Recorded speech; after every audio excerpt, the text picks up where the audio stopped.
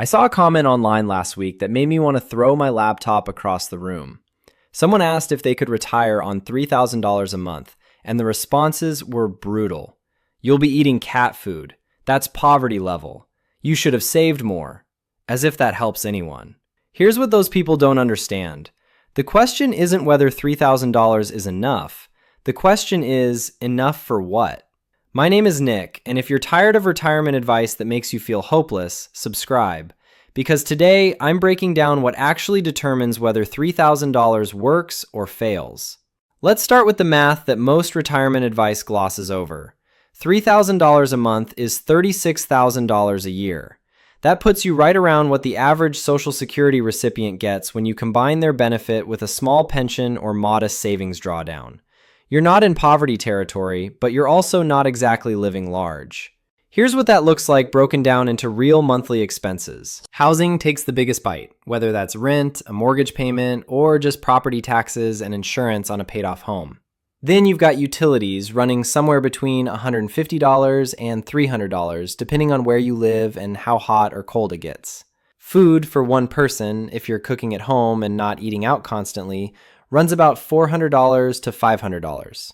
Transportation costs vary wildly, but let's say $200 to $400 for gas, insurance, and maintenance on a reasonable car. That leaves you somewhere between $800 and $1,500 for everything else.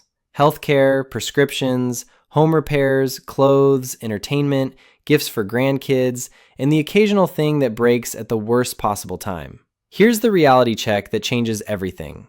Some retirees are genuinely thriving on $2,500 a month, while others are drowning on $4,000. Same country, same economy, completely different outcomes. The number isn't the problem. The structure is the problem. Let me repeat that because it's the most important thing I'll say today. The number isn't the problem. The structure is the problem. So what separates the people making $3,000 work from the ones watching it disappear? The first and biggest factor is housing. This is where retirement math either works or completely falls apart. If you own your home outright with no mortgage payment, $3,000 a month is a fundamentally different number than if you're still paying $1,200 in rent or $1,400 on a mortgage. Think about that math for a second. Someone with a paid-off house is actually living on the full $3,000. Someone paying $1,200 in rent is really living on $1,800. That's a 40% difference in actual spending power from the exact same income. The paid-off homeowner can absorb unexpected expenses. The renter is one car repair away from crisis mode. The second factor is location, and this is where people get defensive because nobody wants to hear that where they live might be the problem. But here's the thing about geography. It's not just about preference. It's about math. That same $3,000 buys completely different lives depending on your zip code. In parts of the Midwest, the South, or smaller towns across the country, $3,000 a month with a paid-off home means you're genuinely comfortable. You can eat out occasionally, take a weekend trip, handle repairs without panic. In coastal California, the New York metro area, or most major urban centers, that same $3,000 means you're constantly doing mental math about whether you can afford both groceries and gas this week. I'm not saying you have to move. I'm saying you have to be honest about what your location costs you. If you're committed to staying in an expensive area, fine. But understand that you're choosing to make $3,000 feel like $1,800 because of that decision. That's not a judgment. That's just arithmetic. Here's what nobody preparing for retirement wants to admit. Your housing situation and your location are decided years or decades before you actually retire. By the time you're looking at that $3,000 number, the biggest levers have often already been pulled.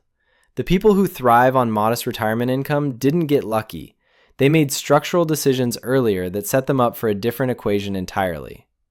But housing and location aren't even the scariest variables in this equation. There's something else that blindsides people, something most retirement planning completely underestimates until it's too late. Healthcare. That's the variable that wrecks more retirement budgets than almost anything else, and it's the one people consistently underestimate until they're staring at the bills. If you retire before 65, you're in what I call the danger zone. You're too young for Medicare, but too old to pretend health insurance doesn't matter. Marketplace plans can easily run $600 to $1,000 a month for a single person in their early 60s. That's potentially $12,000 a year coming straight out of your $36,000. Even after you hit 65 and qualify for Medicare, you're not done paying. Medicare Part B premiums, supplemental coverage, prescription drug plans, and out-of-pocket costs still add up to $300 to $500 monthly for most people. Healthcare alone can consume 15 to 20% of a $3,000 monthly budget if you haven't planned for it. And then there's the silent killer that nobody wants to talk about: debt.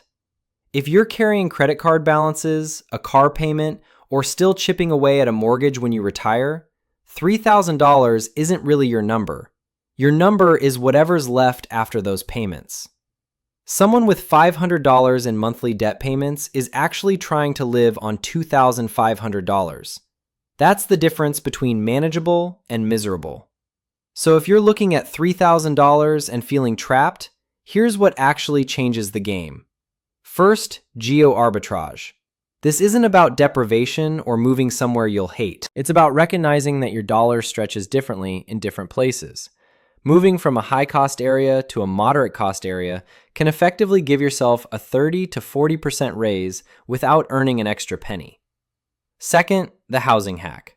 A paid-off home isn't just nice to have. It's worth $1,000 or more in effective monthly income. Every dollar you put toward paying off your mortgage before retirement is a dollar that multiplies in value once you're living on fixed income. Third, the healthcare bridge. If you're retiring before 65, understanding ACA marketplace subsidies and timing your Medicare enrollment strategically can save you thousands. This isn't optional planning. This is survival math. Fourth, the mini income buffer. Here's something that changes the psychology entirely. Even $500 a month in part-time income, freelance work, or a small side gig transforms $3,000 from barely enough into genuinely comfortable. You're not working full-time. You're just creating breathing room. Here's the mindset shift that matters most. You're not asking whether you can survive on $3,000. You're asking what life you want to design around that number. Those are completely different questions. Survival thinking makes you feel powerless. Design thinking puts you back in control. I'd rather have $3,000 with no debt and a paid-off house in a smaller town than $5,000 with a mortgage in a city I can't afford. That's not settling, that's math. So, can you actually live on $3,000 a month in retirement? Here's the honest answer. Yes, you can, if you've made the right structural choices before you get there. Paid off housing, reasonable location, healthcare planned for, debt eliminated. Under those conditions, $3,000 is genuinely comfortable for a lot of people. But no, you can't if you're carrying debt into retirement, renting in an expensive city, and haven't accounted for healthcare costs. Under those conditions, $3,000 feels like drowning in slow motion. The real question isn't about the number. It's about whether you're building toward a retirement that fits the number you're likely to have. Your 70-year-old self won't remember whether you drove a nice car in your 50s. They won't care what neighborhood impressed your friends. They'll care whether you made the structural decisions that gave them freedom instead of stress. They'll care whether you traded status for security when it actually mattered. Start with the structure, the housing decision, the location decision, the debt elimination, the healthcare plan. Get those right, and the number starts working for you instead of against you. That's not deprivation. That's designing a life where $3,000 a month feels like enough because you built it to be enough.